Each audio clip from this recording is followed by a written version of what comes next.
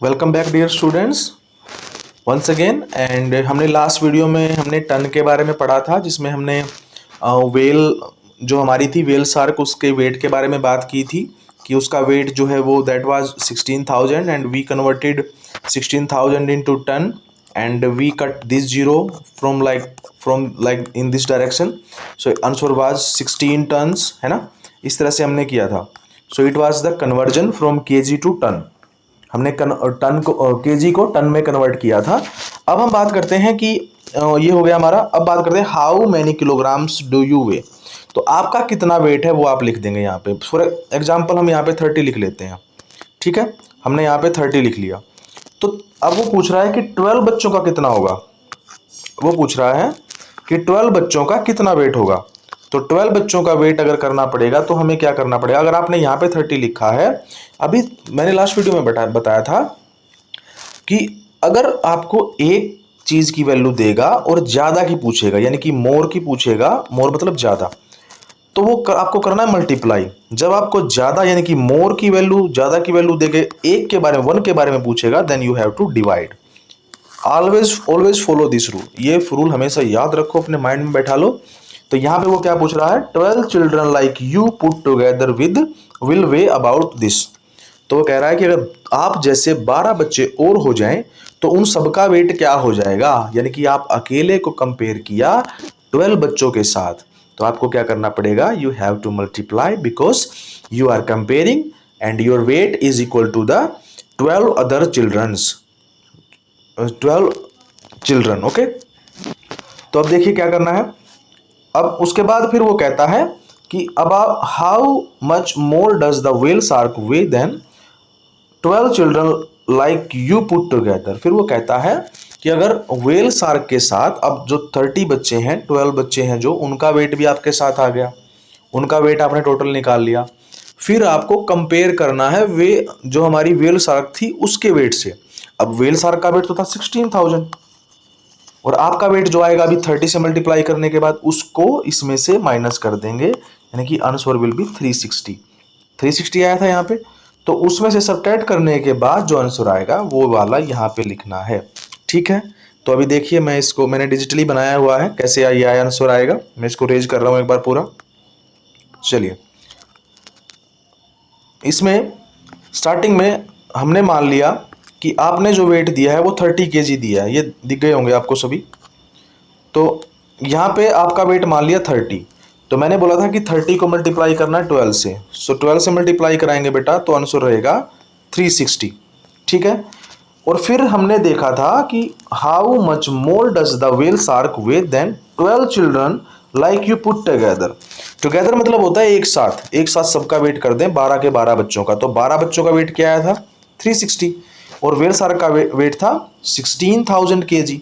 तो 16,000 को 360 से माइनस करके हम निकालेंगे कि व्हेल का वेट आप सबको 12 बच्चों को मिलाने के बाद भी कितना ज्यादा है।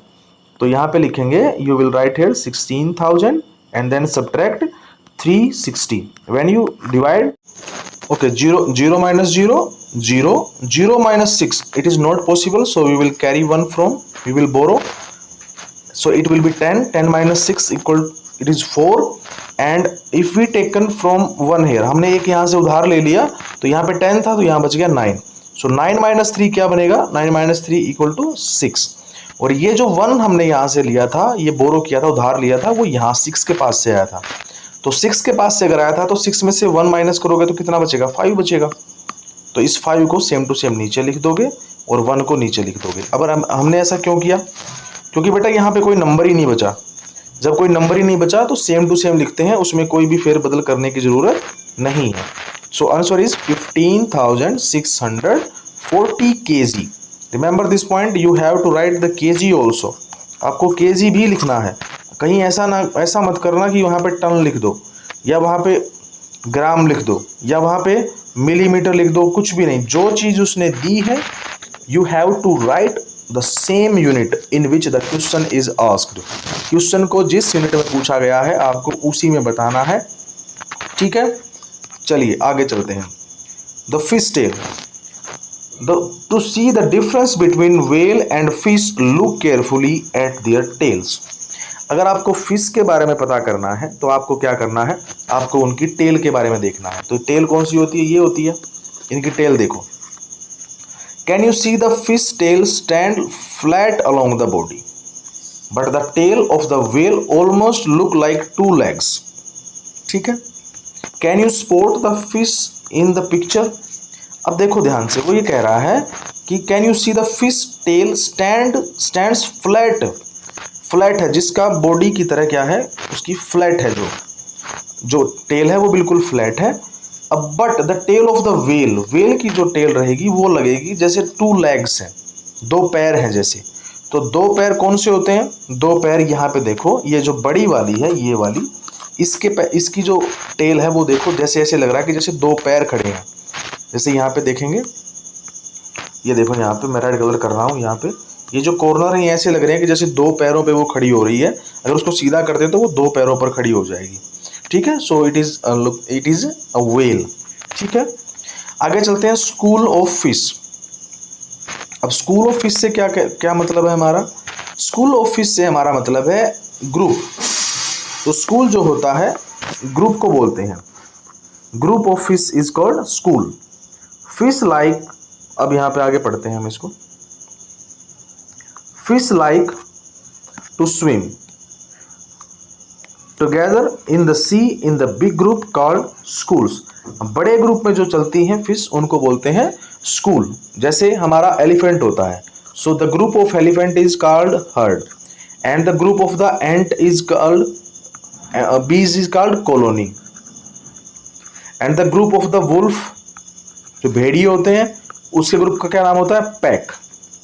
ठीक है। इस तरह से हर ग्रुप का अपना अपना एक क्या होता है, नाम होता है। सो इसी तरह फिश का नाम क्या है, फिश के ग्रुप का नाम क्या है, स्कूल है। बड़े बड़े ग्रुप हैं उनका नाम स्कूल है। In this school they feel safe from the bigger fish. Do you feel safe in your school. तो वो कह रहे हैं कि जब वो ग्रुप में चलती हैं सारी की सारी फिशेस तो वो सेफली काम करते हैं, उनको सेफ फील होता है। For example, you are going with your brother and sister, I mean your elder brother, your elder sister, तो यू विल फील सेफ, आपको सेफ फील होता है। But when you go alone then it may be scary for you, आपको लगता है कि ये डर भी लगता है, सेफ फील नहीं होता है। तो इस तरह की जो चीज़ें हैं वो यही कहना चाहता है कि जब हम ग्रुप में रहते हैं तो हमें अच्छा फील होता है, सेफ फील होता है। ठीक है। आगे चलिए, नेक्स्ट हमारा है to scare away the bigger fish some small fish drink up a lot of water swell up and look big. अब वो ये कह रहा है, जैसे देखो अभी हम क्या करते हैं, आपने देखा होगा कि जो कैट होती है या जो मंकी होता है, जब वो डरता है ना तो डरने पर क्या करता है कि ऐसे आपको डरा के दिखाएगा। अब जो कैट होती है, कैट क्या करती है, अपनी जो उसकी बैक होती है बैक को ऊंचा कर लेती है, उसकी जो कमर होती है उसको ऊपर की तरफ उठा लेगी, पैरों को पास कर लेगी और मुंह को बिल्कुल ओपन करके डराने की कोशिश करेगी। सेम टू सेम जो मंकी होता है वो भी ऐसे ही करता है, वो डराने की कोशिश करता है। अगर आप उसके पीछे भागोगे तो क्या करेगा, वो भाग जाएगा। बट आप उससे एक कदम भी आपने अगर पीछे हटा लिया, when you move back then he will attack you, तो आपके ऊपर अटैक कर देगा वो। अगर आपने एक पैर भी पीछे रख लिया, क्यों, क्योंकि उसको लगा कि आप डर गए हैं उससे, इसलिए वो अटैक कर देगा आपके ऊपर। ठीक है। तो जब वो आपके अटैक, तो हर किसी का एक अपना अपना तरीका होता है। ठीक है। Everyone has its own nature to scare other animals and other things, other animals and human like. कोई भी जानवर है उसका एक अपना तरीका है दूसरे को डराने का। तो सेम टू सेम हमारी जो फिशेज होती हैं उनका एक तरीका क्या है वो मैं बताता हूँ। उनका तरीका है कि वो बहुत सारा पानी पी लेती हैं, अपने पेट के अंदर पानी भर लेंगी। अब यहाँ पे देखो आप ध्यान से, यहाँ पे आप देखोगे तो ये वाली जो फिश है पहले इतना पानी पिया, फिर इतना पानी पिया और फिर इतना पानी पिया। अब देखो जैसे उसने कम पानी पिया तो उसकी शेप जो छोटी है, फिर उसने थोड़ा और पानी पिया तो उसका जो पेट है वो फूल गया, यानी कि उसके पेट में पानी भर गया एंड उसकी जो शेप है वो इंक्रीज हो गई। इंक्रीज मतलब कि बढ़ गई। सेम टू सेम जब उसने और ज़्यादा पानी पिया तो बेटा उसकी शेप हो गई कुछ ऐसी। तो इसका मतलब जब वो ऐसे करेगी, ये टेक्निक होती हैं कि अपने आप को बचाने के लिए, ताकि जो दूसरे वाली फिशेज हैं, जो बड़ी वाली फिशेज हैं, उनको लगेगा कि ये वाली भी बड़ी फिश है तो इसको नहीं खाना है। तो वो क्या करती हैं, वो किस पे अटैक करती हैं, वो अटैक करती हैं जो छोटी वाली हैं, जो कमज़ोर हैं, उनके ऊपर अटैक करती हैं, है ना। अब कोई छोटी सी मछली है, वो जाके, ऐसा तो है नहीं कि वो व्हेल शार्क से जाके टकराएगी कि मुझे मैं तुझे खा जाऊंगी, है ना। ऐसा तो हो नहीं सकता, क्योंकि वो बड़ी है भाई, उसके साथ वो नहीं टकरा सकती। तो हर कोई क्या करता है, बड़ा छोटे को ही मारता है, छोटे पे ही अटैक करता है। तो ये छोटी वाले जो फिशेज होती हैं, ये क्या करती हैं, ये अपने आप को पानी से, अपने पेट को पानी से भर लेती हैं, जिससे ये बड़ी दिखाई देती हैं। फिर क्या होता है कि जो बड़ी, जो थोड़ी बड़ी जो फिशेज होती हैं, वो इनको नहीं खाती हैं, ठीक है। उसके बाद ये हमारी कुछ अदर टाइप्स ऑफ फिशेज हैं, और जो सी क्रिएचर है, क्रिएचर से मतलब जीव जंतु हमारे जो पानी में रहते हैं, उनसे रिलेटेड है। यहाँ पे आप कुछ शेप्स भी देख सकते हैं, अलग अलग टाइप्स की शेप्स हैं यहाँ पे। तो यहाँ पे ये स्केयर है, ओल है, और ये सॉरी सर्कल है, ओल है, ट्रायंगल है, ये हमारी ऑक्स, ये बो शेप है, इसको बो शेप बोलते हैं, BOW, बो, ठीक है। ये हर टाइप में है, इसमें ट्रायंगल भी आ गया है, ये हमारा कोन है। तो इन सब से मिला के हमने क्या किया है, अलग अलग जो हमारी फिशेज हैं वो बनाई हुई हैं। ये इलेक्ट्रिक इल है, ये इलेक्ट्रिसिटी प्रोड्यूस करती है। जब इसको कोई भी मछली टच करती है तो ये क्या करती है, इलेक्ट्रिसिटी उसको झटका देती है बहुत जोर का, और उससे उसकी डेथ भी हो सकती है। ये लॉबस्टर है, ये रेड स्नैपर है, ये सी अर्चिन है। तो अलग अलग तरह की है, ये आप देख सकते हैं, ठीक है। और ये कुछ और सी क्रिएचर हैं, जिसको लोग सी फूड भी बोलते हैं, बड़े शौक से खाते हैं लोग इसको। तो ये नाम है, आप देख सकते हैं, इसमें ऑक्टोपस है, जेलीफिश है, प्रॉन है, क्लाम है, पैरट फिश है, cuttle fish, squid, crab and silver pomfret. तो ये अलग अलग जो हमारी फिशेज हैं, इनके बारे में हम आगे जिक्र करने वाले हैं। इनमें क्या क्या रहेगा, कितने केजी इनका वेट है, किस तरह से हम इनको खरीदेंगे, and we will use the different methods to find the answers and find the prices, find the weight and other things also. तो हम इसमें यही पता करेंगे बेटा कि कैसे कैसे हमको वैल्यू निकालनी है, क्या क्या चीज़ें हमारी यूज होने वाली हैं। अब आते हैं हम फिशरमैन पे, फिशरमैन इन देयर बोट्स। तो फिशरमैन कौन होते हैं, फिशरमैन वो होते हैं जो हमारी क्या करते हैं, मछलियों को पकड़ते हैं। अब ये देखिए हमारा, अब इसके अंदर क्या है कि मान लो अब यहाँ से हमको करना है फिशिंग। अब फिशिंग करनी है, तो फिशिंग करने के लिए भी एक तरीका होता है, ऐसा नहीं होता है कि कहीं भी आप जाएंगे और फिशिंग करना स्टार्ट कर देंगे। तो फिशिंग करने का तरीका ये है कि आपको एक एरिया के अंदर ही रहकर फिशिंग करनी है। अब जैसे इंडिया के जो हैं, इंडिया का जो हमारे फिशरमैन हैं, वो यहीं इसके आसपास ही करते हैं फिशिंग। अब इसके आसपास क्यों करते हैं, अब मान लो कि क्या हुआ कि यहाँ पर जो है हमारा फिशरमैन है, वो यहाँ पे इंडियन ओशन में चले गए बोट को लेकर, और बोट को लेकर चले गए, और उनका हो गया पेट्रोल ख़त्म, वहाँ पे फ्यूल ख़त्म हो गया उनकी बोट का। तो क्या होगा कि भाई फ्यूल ही ख़त्म हो गया, तो वापस कैसे आएंगे।